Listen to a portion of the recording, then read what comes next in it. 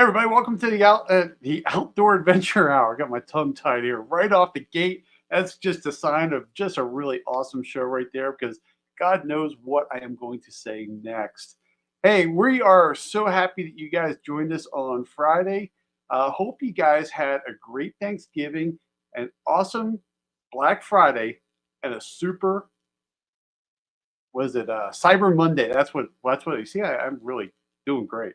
Um, but we really appreciate you guys hanging out with us on a Friday here. And today we're going to talk about, well, just crap that we wish we knew, mostly with not even knowledge, it's just with products.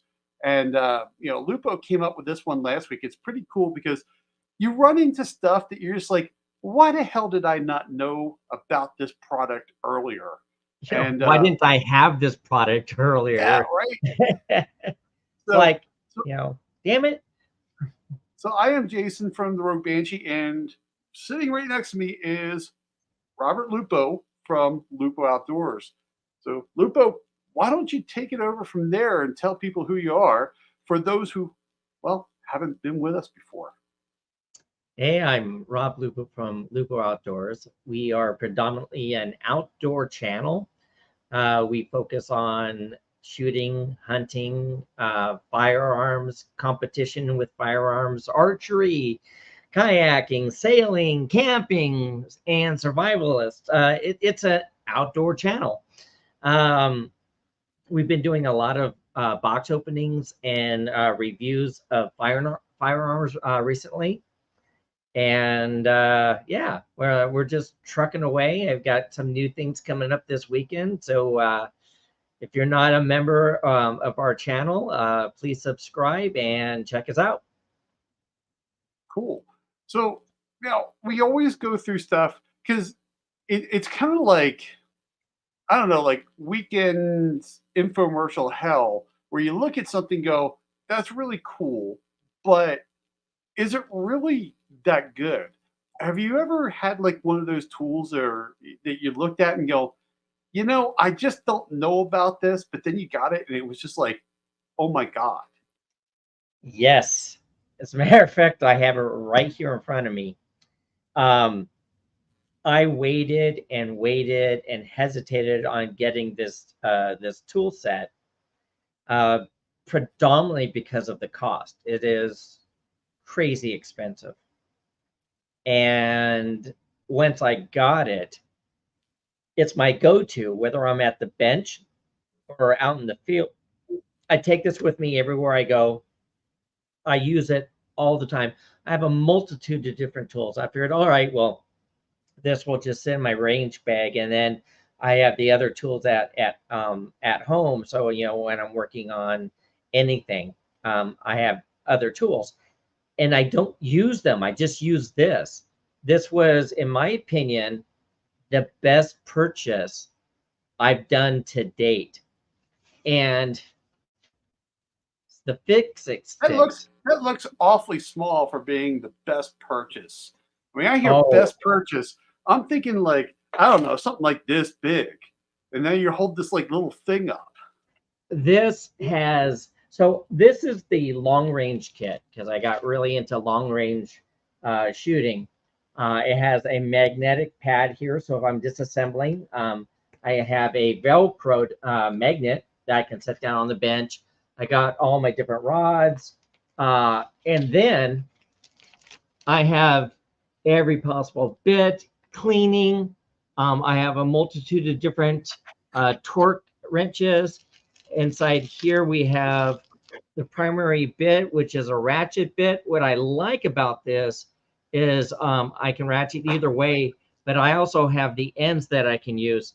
And it has a bunch of other really, really useful pieces, including levels, that are here to like level out your system and for your scope.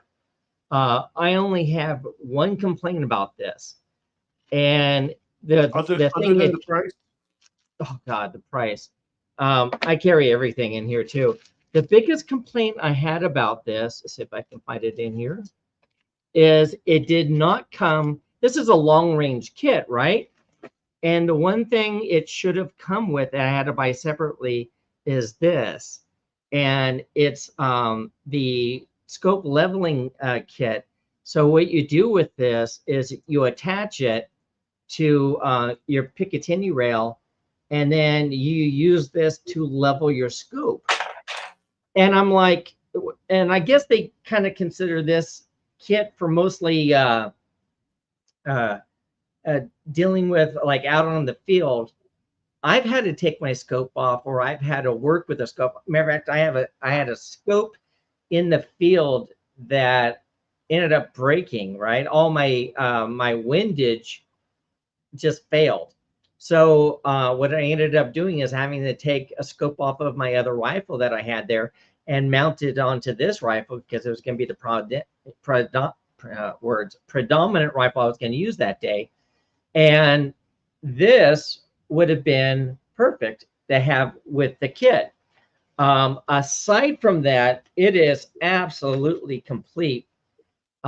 Absolutely love this kit. Use it, like I said, for everything. The torque wrenches, the socket sets, all the bits here. Now, people go, well, why should I pay that much money?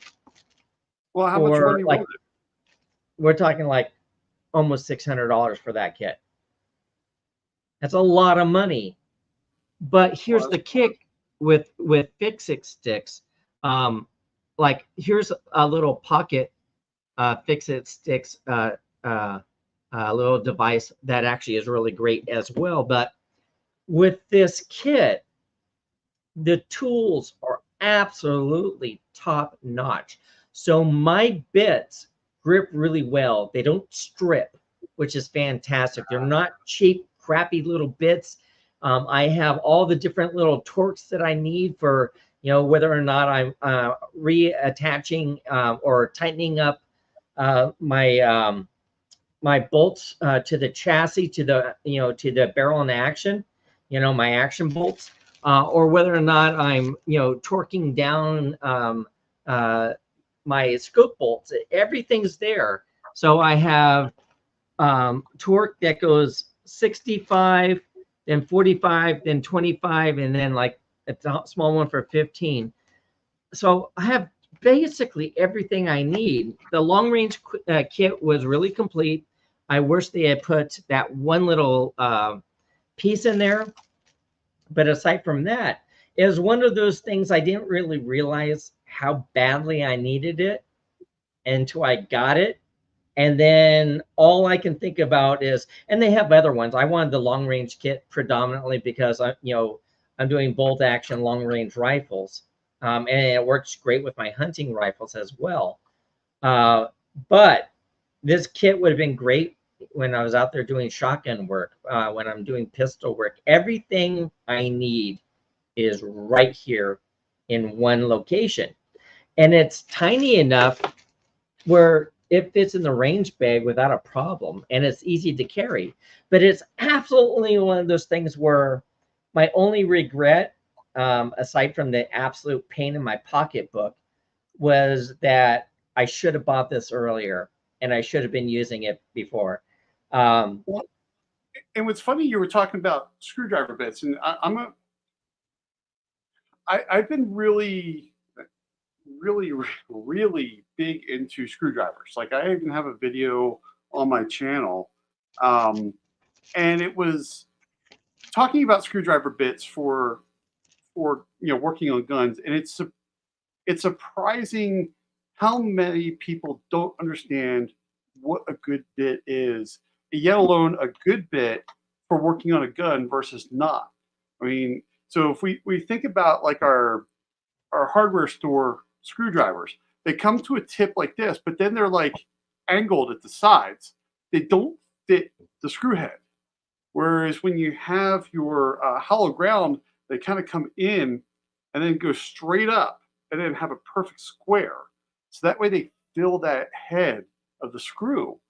And that's something that people just don't really understand. They go out, oh, well, I got a Craftsman screwdriver set. I'm going, that's a great screwdriver for working on your house, not the right screwdriver for working on your gun. And I've I'm also glad you're. noticed that a lot of those bits strip. If I'm using like a really hardened screw or a hex bolt, I've had my bits strip on those, and then it becomes useless. Yeah. Well, and not only is it becomes useless, I mean, you could get the bit out, but now you got a lot of work, and you might do even more damage getting that out. Um, I used to have a Winchester hanging up behind me. That Winchester is almost 100 years old, and you could see where someone was working on it, and they were using the wrong screwdriver, and you could see the scratches. Right, I don't even want to say scratches. You can see the gouges Gouges, yep. into the receiver. So those are some things that we definitely need to keep in mind as we're working on guns. It Sometimes it's not worth it to buy the cheaper tools. Sometimes it's worth it to buy the more expensive tools because they'll save you money in the long run, especially when you're working on Absolutely. expensive firearms. Yeah, it's definitely the one purchase I've made that I've gotten the most out of and used. But the key is if you're going to invest into devices, it needs to make your life easier. Um, and what we're talking about here predominantly, especially if you joined us just recently, is things I wish we should have gotten or knew about a long time ago. And it's crazy sauce. People are like, well, I want the best deal. Of course you do. We all do. We're all not made of money, but But the thing is part of quality. that deal is understanding what the deal is. The deal is not getting a good deal does not mean it's cheap. It means it delivers value. And if you have a tool that destroys, a finish of a gun or doesn't perform as well, there's no value there, right? Real Exactly. quick, I want to bring this up from Night Strike. Night Strike he ends up buying his tools from Brownells. I do a lot of Brownells purchases. Though hanging out with Mark Novak, I found that sometimes you have to make your own tools for older guns. So true. That is so true. Sometimes you do need to make some. You look at a gun and you just go, "How the hell did they ever do this?" And then you realize that there's some weird thing that you got to do. Restoring one of my videos where I restored a Winchester 94 that went through a house fire. I had to make a tool, and what's so funny was all it was a 3D printed block that I could put up against it so I could hammer the the locking block down to open up the action. It's kind of funny how that happens. But sorry, go ahead. So it drives me crazy because here in the like specifically in the firearm industry, but it's not just the firearm industry. It's true if you're a fisherman. Oh, it's extremely true if you're into archery, whether or not you're longbow, recurve, or compound. Each of them has their different ways of like sucking cash out of your wallet. We should just call outdoor sports the money back. Yeah. So what I really like to do is I want to find something that I'm going to use more than one time, and B, it should cover as much as possible to what I'm using it for. So my fix-it sticks always comes with me. Excuse me. But I have this thing called the Gun Tool Amp from Real Avid, and it's for the AR-15. Now, what's cool about this is there's my socket wrench there, and then this piece here actually pushes out, and there's all the bits inside. And then this is a multi-tool for all the different tools and functions you need for your AR-15. And it's just a great little thing. what I like about it is your M loops on the back here, so you can like put it on your range bag. And then if I need a tool for an AR-15, it is right here. Whatever it is, I have it. Well, And and that's the thing. That's the thing with Real Avid is they are really awesome at design. A few weeks ago, I had Dustin Sanchez on the on the For the Love of Guns podcast, where we talked about that, and that he went through talking about how they do design, because I'm always impressed with the design of their tools, and he went through how they come up with designs and where their inspirations come from. And what's so funny is I saw Warsaw here talk about even the automotive industry has to sometimes make their own tools. And Dustin talked about that. Like the people coming up with the tools, they work on like construction, house construction. Some of them are gearheads, and that they get their inspiration from different industries. Like this is the best of the best here and the best of the best there, and that's how they come up with stuff. And I love. I know this is starting to turn into a Real Avid commercial, but I really love Real Avid tools. I mean, even if you watch the videos and even behind me, a lot of the tools have I've been switching over to the Real Avid tools just because they do a great job. I agree with that. The tools I have that are from Real Avid are quality built. Like my Fix-It sticks, it's high quality. I have this, tool that was sent to me from the Gun Club of America, and it also is like an AR-15 multi-tool. But when I look at this and I play around with this a little bit, and there's the bits inside and so forth, and the front is your socket. It doesn't come anywhere near the quality of this Yeah, AR-15 gun tool amp. This, I mean, this is rock solid. This, I don't know if I trust it. It was a free gift, so I didn't pay for it. And I would use it for maybe light work, but even the tools are hard to like pull out, They don't yeah, pop out like they should. But with the like I said, with the Real Avid, I mean, I can put that right on my my belt, and everything I need for an AR-15 right there in the palm of my hand. That's impressive. Um, and then I mean, I still bring my Fix-It sticks with me if I'm taking my AR-15 out, but this is my primary well, go-to for my AR-15. well, and that thing has like the carbon scraper and all kinds of tools into it that, again, you didn't know until you needed to use it. Yep. Um, you know, it's funny thinking about some of the things I've got. Some of the One of the things. Let me see if I can get my words here. Sorry, everybody. I've been up since about 2 o'clock in the morning here. Um, One of the things, and it's funny. I showed you this earlier today. The fix that I had to do to this thing. Oh yeah. One of the things that I never knew I needed was a bore guide for cleaning your gun, right? And I'm like, I'm an AR shooter, and I shoot, lever actions, and now I'm starting to get into bolt actions. But do I really need this thing? And then once I started playing with this one, this was from Tipton. I had to fix this one because they forgot about the rest of us that shoot AR-10s. So they got this block that goes in here into your AR-15, but it's not big enough for an AR-10. And then I just ended up 3D printing a part that just slides over. Something I never knew I needed until I started playing with it. And then,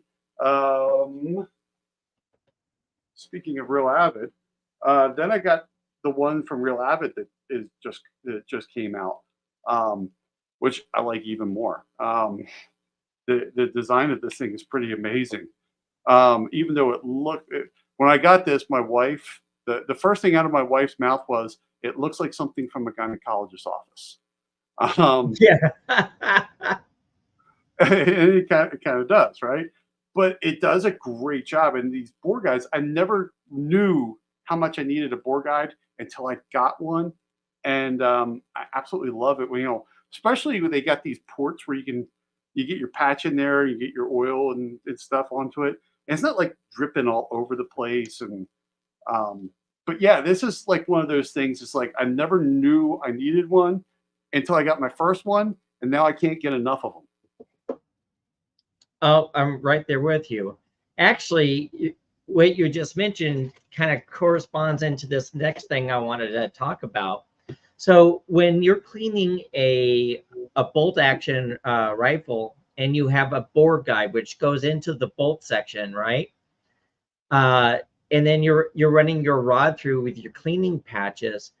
What a lot of us did, and at least one of the things I did, is I would grab an old Snapple bottle, clean it out, and I would put it at the end of my barrel.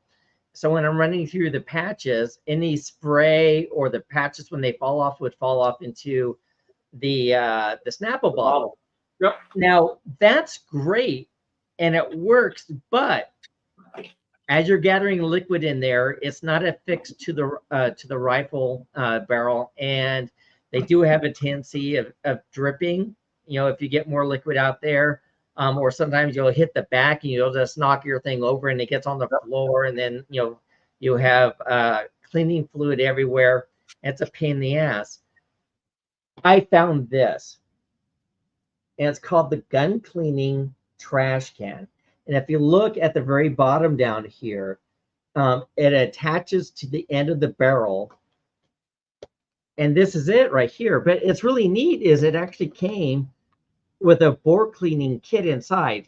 Now, I'll tell you right now, I'm never going to use this bore cleaning kit inside, but I'm using this. And it just, you put your barrel in, and then you tighten it up around here, and then all your patches. It's funny because I have something similar to that.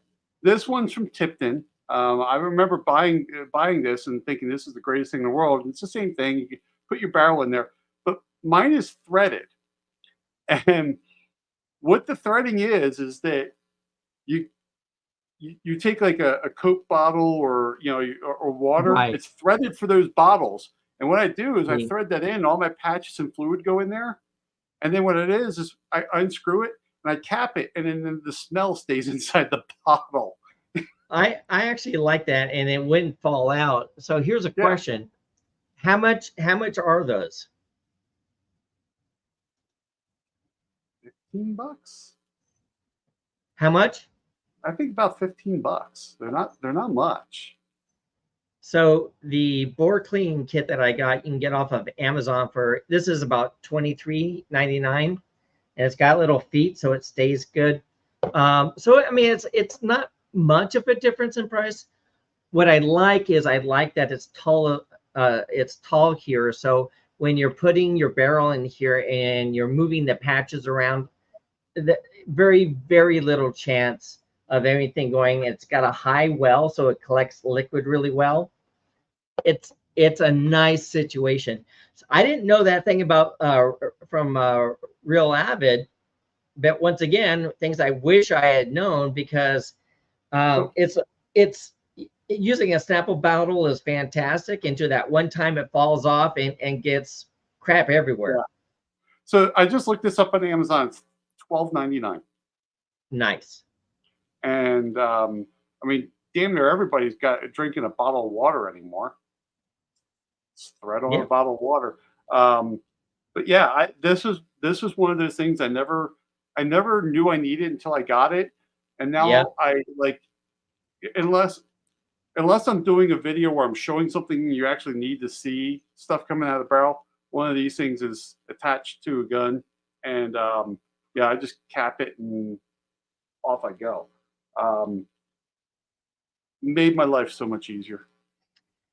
It does. I mean, those of us, I mean, we as shooters like to have improvised tools and improvised things to help make our lives a little bit easier. And one of the key factors is, help streamline the process. We want to do the process as quickly as possible, but as efficient as possible. So when I have something like this where I can push my rod through, and then my cleaning pad will just fall off into this, and then I can pull it back through, put another patch in, put some more cleaner on it and run it back through again. I just found this to be really, really well put together. And then, I mean, the Real Avid thing works really well, but the problem I would have with it is, what if the patch doesn't come off all the way? Then you have to unscrew the bottle. Where with this, nope. it just pops open. You got a slot in the top. This is from Tipton. Oh, Tipton. Okay, not Real But yeah, Avid. you got a slot at the top that you can get to the bore if you need to. I have this thing up from Warsaw Patriot. He was talking about heat gun. Yeah, heat gun.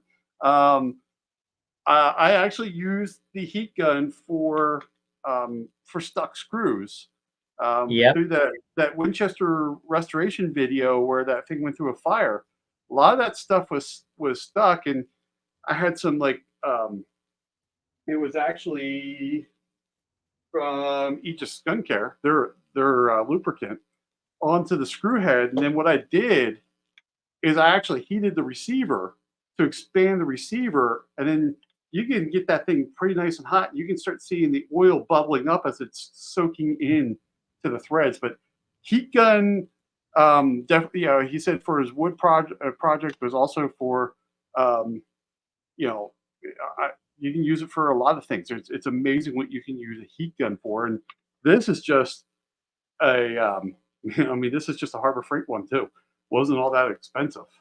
What's wonderful about heat guns is it loosens red Loctite. So red Loctite's supposed to be permanent. So like if I'm attaching something to the gun, which I have no intentions of ever taking off, I'll use like a gunsmithing red Loctite on the screws for a Picatinny rail that I mount to a rifle. I have no intentions of ever taking that off. So I'll use red Loctite. And I've had people, well, then it's stuck on there forever. And I'm like, no, you can either use a heat gun, but what I like to do is I like to use a soldering iron, and I'll just put the tip of that soldering iron on the screw for maybe up to 5 seconds, and that screw comes right out every single time. And I'm not worrying about like heating up everything around it. I'm focusing on that screw. And like I said, just take a hot soldering iron, touch that screw for up to about 5 seconds, undo that screw. So, yeah, Night Strike says he has a soldering iron too. And well, yeah, so do I. Yep. It's amazing where heat comes into play when you're working all the time. So, I mean, we talked about all that stuff. What's the one thing? What's the cheapest thing that you've ever bought that has made your life easiest? That made me what? What's the cheapest thing you've bought, and you're like, wow, this is like the coolest tool that I wish I had bought? I mean, we talked about $600 tools. We've been all over the place, but what's the cheapest? That thing? I love this thing. It's changed my life for cleaning rifles. I use a Tippmann bore guide because the one that came with this is not very good at all. But how well this works and how it attaches, and the fact that it's got little feet on the bottom, so it just sits right on the table when I'm not using it. I was like, I can't believe I never saw one of these before, and I absolutely freaking love it. So Night Strike was asking if we have a Burns-O-Matic.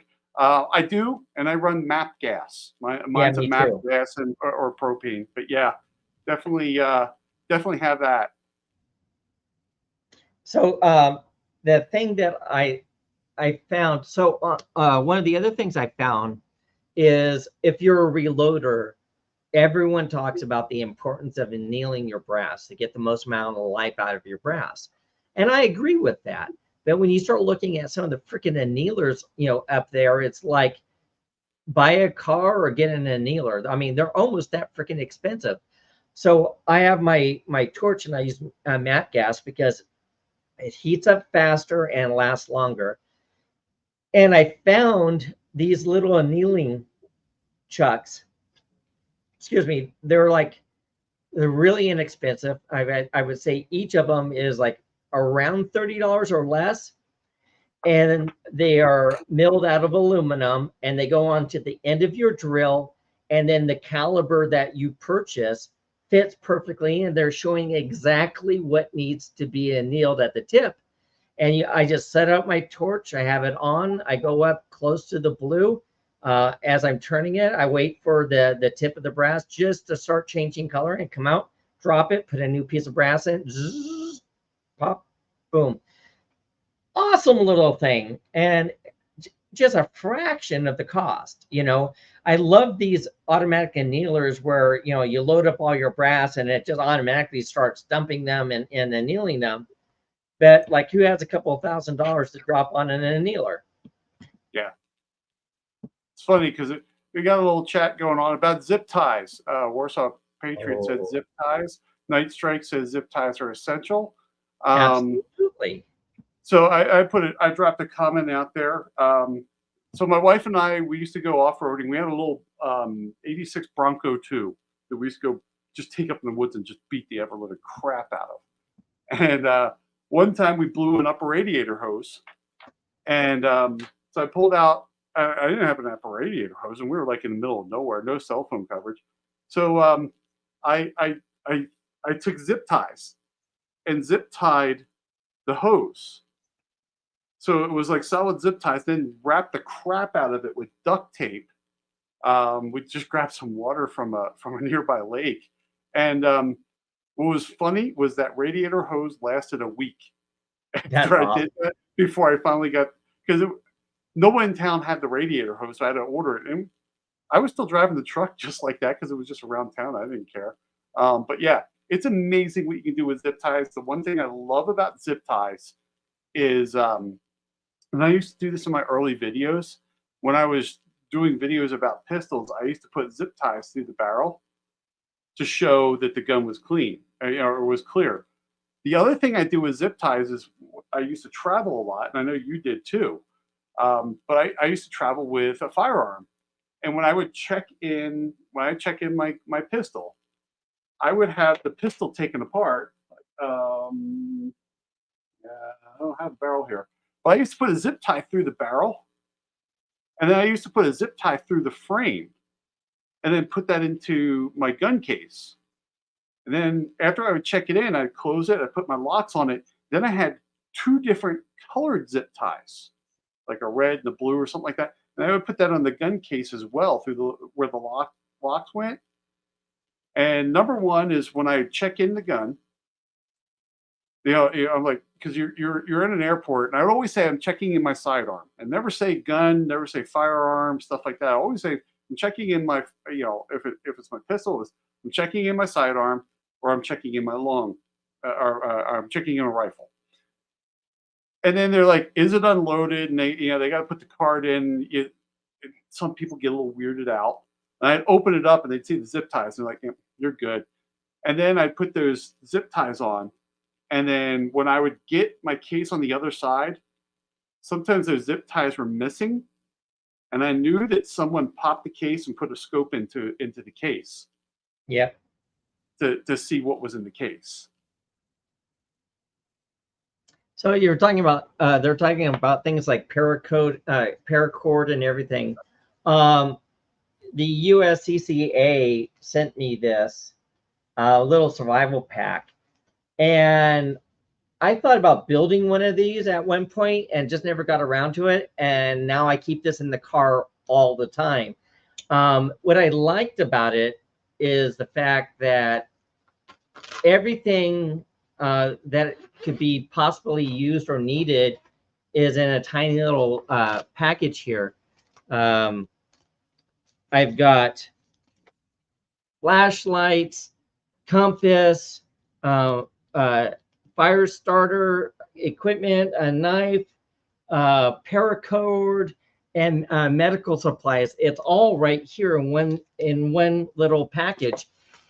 And I mean, like, here's your paracord, and then back here is like medical supplies, compresses, and everything. And just having something like that accessible in case of an emergency is wonderful. Well, what's cool about paracord, I've done this once. When I was out in the woods, I had a shoelace break that it broke where I couldn't tie it back together. So I took paracord, cut a length of paracord, pulled the inner part out of the paracord, and I used the outer part as my shoelace. That's actually a smart idea. I ever had too. And I know they're talking about heat shrink tubing. If I had some of that, then I could have put the little flugel binders on the end. That's awesome. That's really awesome. Yeah, all these little things that we're talking about. It's like some of these are no-brainers, but you don't think of them. You don't think about them. They're overlooked. It's like here's something I bought these off of Amazon, and it's a solar powered power bank, so I can charge my phone or flashlights and everything that I need. What I like about this is once this dies, I just keep it out in the sun all the time, so it's constantly charging. But one of the other things that I thought was really, really neat and that everybody should carry with you is these temporary battery packs. So you leave it sealed, but it's up to 3 hours of power for charging something in an emergency, and it will stay in this package up to 8 years and still maintain its charge. These are invaluable, especially nowadays when we have things like rechargeable phones, rechargeable radios, rechargeable flashlights, GPS. GPS, but also spot radios. like everything. My ATN scope, right, is rechargeable. It has a battery pack built into it. So if I'm out hunting and I forgot to charge, I could use this to give me enough charge to help finish out my hunt. It's funny. The best people to talk to about things like that are preppers, because they have researched and researched. So Orso was saying, be careful with that. He had one of those things that the battery expanded inside and he had to throw it away. I have one sitting right over there on the bench, and that's exactly what happened. It got too hot. They are something you have to watch out for. Well, anytime you're dealing with batteries, you need to be careful with batteries. Now, he says don't get them wet, but this one is actually waterproof up to 100 feet.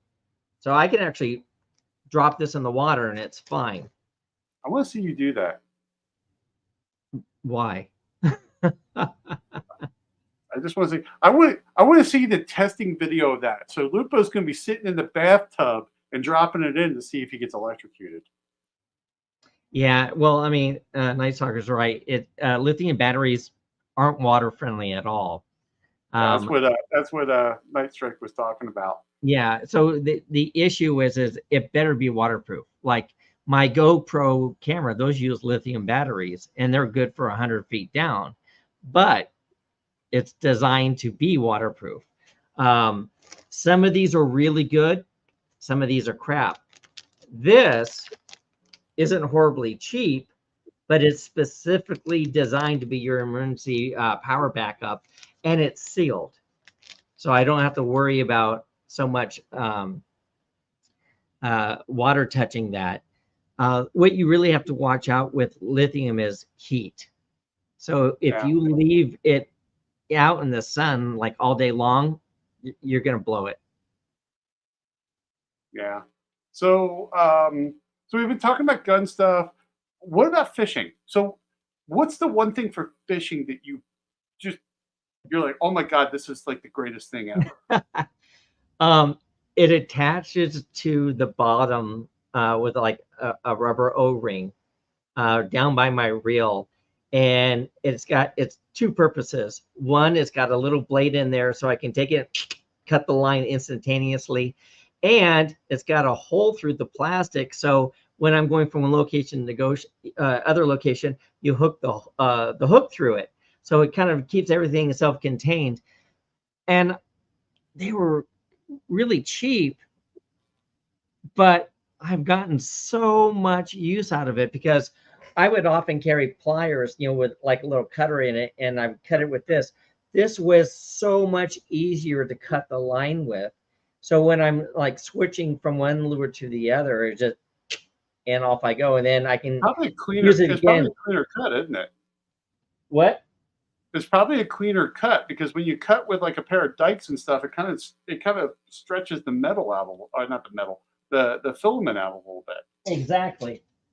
So let me show you, because I just happen to have it on this pole right there. Yeah, So it loops around, and then it's not open on the end there, so you have to bring the line down and cut it, and then there's a little hole for the hook. I use this all the time, and it's on my favorite rod, so that's why it's there. And it's just something so simple and so useful. And then this is to help tighten up the line. But one of the most useful things I've ever had for fishing. So how much was that? I think when I bought that, no, it was several years back. I think they were like $1.25 for two of them. Yes, for something used that much, you got your money's worth out of that. Oh, absolutely. Well, and that's the key, is a lot of the things that we end up using and becoming our favorite item or stuff we didn't even know about and stumbled on by accident, or was recommended by another individual. And I was like, yeah, it's not that big of a deal. Oh, as I was saying, this emergency one, yes, it's also lithium ion, but it's also sealed in plastic. So this would probably be rated for, at least 3 feet of water. So having this in my pocket, I wouldn't worry about water getting to it, because you have to rip it open, and then it's also sealed like a Ziploc in here as well, which is why I feel pretty safe about it. But if you have lithium ion and you're in a wet location, just be very, very aware. What's the guys that God, I can't remember the name of the show, but they're the three guys that did all the car stuff. They drives a car. So one of them, Top Gear. Top Gear, but then they went over to Amazon. I forget what It was Grand Tour. Grand Tour when they went over to Tour. Amazon. So they did an episode. It was so funny because the one guy was driving an electric car. The other one's like, you got a Ferrari and a Porsche, and this guy's driving an electric supercar. And he wrecked that car. He wrecks everything, but he wrecked that car. And they had to medevac him, and they were saying that the fire company was there for a week because the batteries kept on cooking off because of the lithium ion.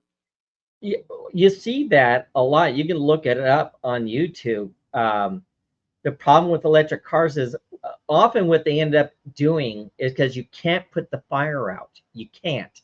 It'll just keep coming back until it depletes the battery. So what a lot of cases, what they'll do is, they'll dig a deep hole and throw the vehicle down there and bury it. It's the only way to keep it safe. There was a picture, a video I saw on Instagram.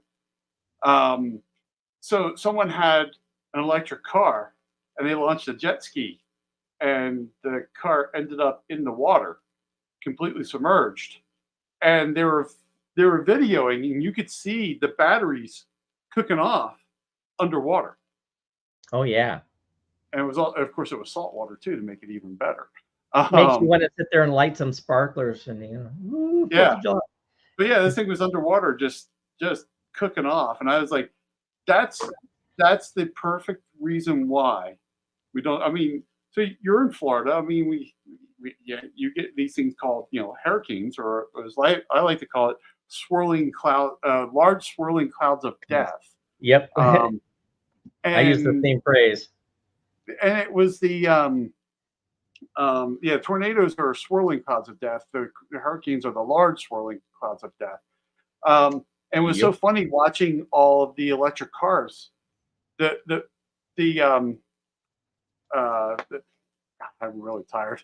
The fire company, they're not prepared to deal with that. So if you are dealing with lithium ion, be prepared, because, like, for me, I have a Part 107 license for flying drones. So I have a professional drone.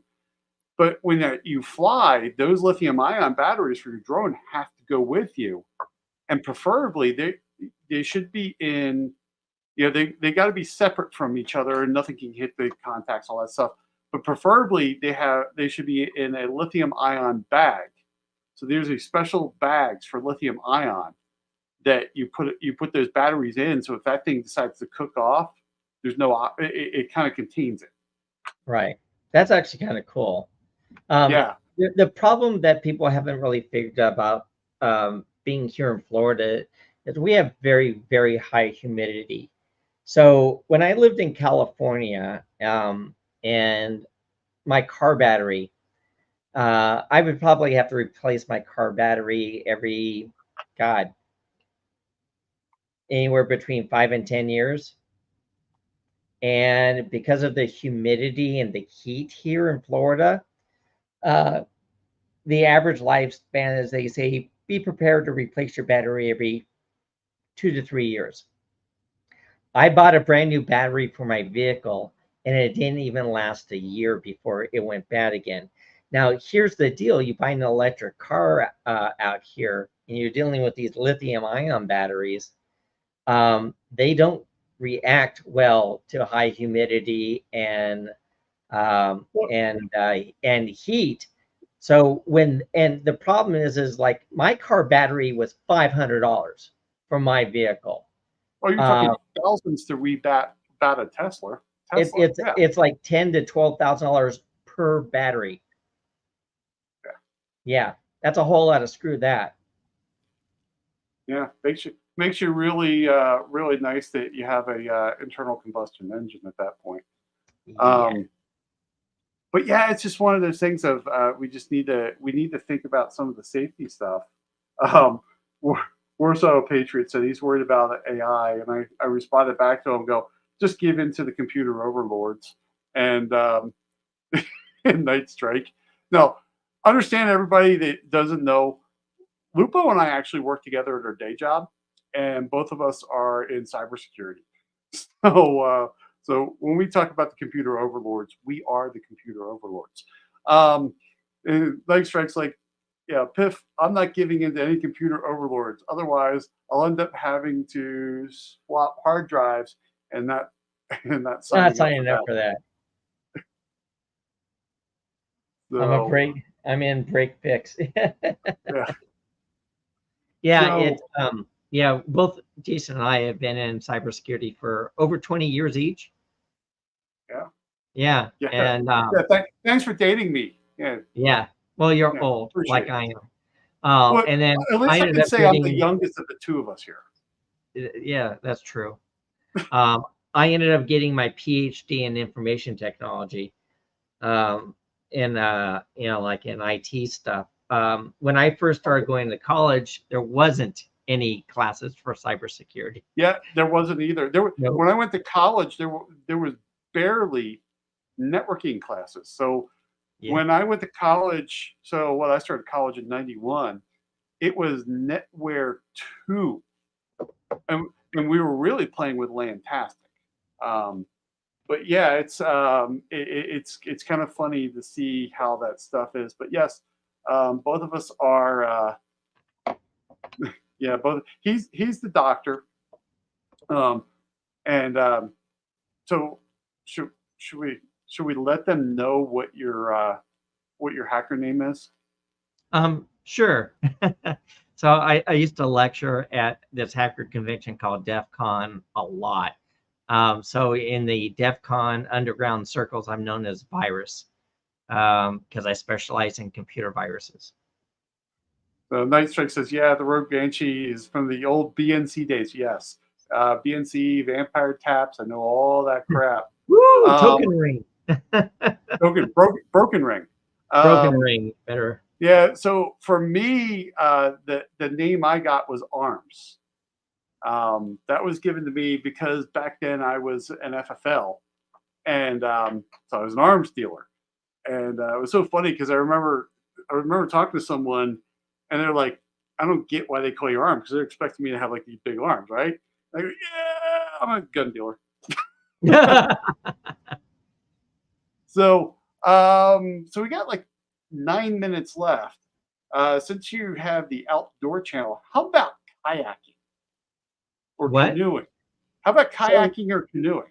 What's the like the one thing you're like, this was like the greatest thing ever? So kayaking, I love kayaking, and I have a fishing kayak that's really super stable and that I can stand up on. I can stand on the edge of on the side of it and fish. You know, it's super stable. But kayaks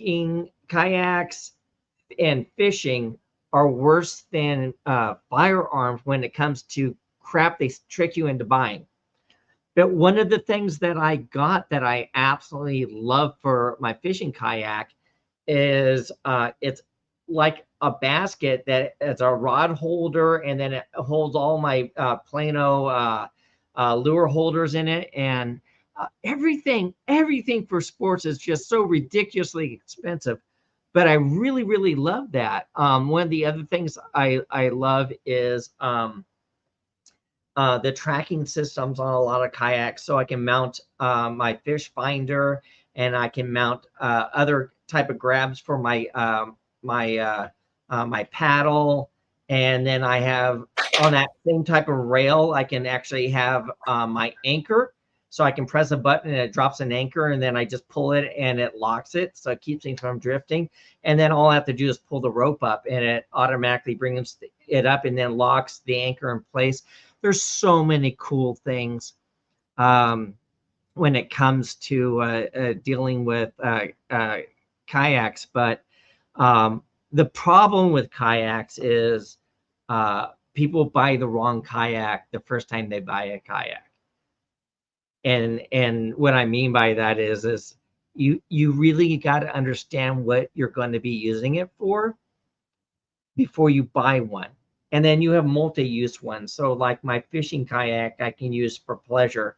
And mine's designed for both ocean and freshwater, where you have some that are designed only for ocean, some are only designed for freshwater. You have kayaks that are designed for whitewater rafting only, really, and they're not stable. You flip on those. So it, yeah. And then all the toys you can get for your kayak, to trick it out. It's crazy. Fishing, at least you understand that, when you're looking at lures, they're designed to catch you more than they are the fish. Like, oh, that's awesome looking. And then you never use it for fishing. And when you do, you never catch anything with it. Actually, I'll tell you right now, the lure that I actually was surprised by that didn't cost me a fortune and actually caught fish really well was the banjo kit that you can get off of TV. Yeah. A buddy of mine gave me one of that. And I went out there and I was using my rattle traps and top waters, and I was using my crankbaits and rubber worms. And I was just doing so. And I'm like, oh, what the hell? I'll try a banjo, a minnow. And I was catching bass left and right like it was like no tomorrow. And then I sat there and I grabbed another pole with some of my other, go-to baits. Nothing. Go back to the banjo. I was nailing fish left and right. I'm like, son of a bitch, it works. I was really surprised. Really surprised. So I think one of the coolest things I ever had for water. So I'm not a fisherman, not a hunter, but I've been on water. Used to have a boat on the Chesapeake Bay. But one of the coolest things that I think I ever had was inflatable life jackets. Yep. because for me, when I was patrolling with the Coast Guard Auxiliary, I had a nice, really heavy, speed rated life jacket. It was great. It was great for search and rescue and all that stuff. But damn, that thing gets heavy in the sun. It gets hot and heavy with sweat in the sun. And then when I got an inflatable, man, this thing is the greatest thing in the world. It's like it's so light, you can move around. It was like, where the hell was this thing when I was a kid? Absolutely. Well, and for those of you who were talking about Black Friday, Bass Pro Shops and Cabela's, they have a thin model, a self-inflating life vest that's actually pretty high rated. So you just pull the cord and it goes, and then you're fine. But what I like about it is it's thin and light on you. So you don't have any bulk. So while you're out in the water and everything, you're fine. And then you can inflate it. And I think they have a model that auto inflates if you fall into the water. Yeah, the auto inflates. The weird thing about the auto inflates, because mine had an auto inflate in it. It's got this little capsule in it that melts when the water hits it, and then it sets it off. But I talked to someone who was a whitewater rafter, and she got thrown off, and she remembers going, okay, I got an auto inflate, and she's underwater going, why the hell is this thing not going? And it went off and then rocketed her back up to the surface. So just realize that auto inflate takes a second or two, and that's when you're really starting to panic, and then it goes off and saves your butt. So I would never wear one whitewater raft. I used to be a guide down the American River over in California. And I would do predominantly class 3s, but I would also do class 4 and class 5 rivers, like the Chute and so forth. And St. Cesspool, that's a good class 3 rapid that I always enjoyed. But the problem is if you get thrown overboard, you can get sucked down by eddies and sucked down by water turbulence. And if you fly over, because you only wear helmets for class 4, class 5. So in a class 3, if you get knocked out and you don't have a self-inflating life raft, you're toast. The life rafts you wear for whitewater rapids are, if you're unconscious, it rolls you on your back and keeps your face out of the water. Yep. So yeah, I would never wear a self-inflating one whitewater rafting. I'd wear proper whitewater rafting things. But several people are here talking about the fact that you should always wear, whenever I go on a boat, whether on a kayak or whatever, people are like, well, I have the vest over here. And I'm like, that vest doesn't do you jack shit if you fall off your boat and the boat goes away. Wear your vest. And that's the one thing I learned about, especially doing SAR and things like that, is my life jacket was speed rated. In case you get ejected from the boat. And I remember fighting this, going, I don't want to wear a speed rated is expensive, going through this whole thing. But yeah, speed rated is a thing. So if you're out doing water skiing or kneeboarding, if you have a standard life jacket on, when you hit the water, that life jacket could come apart.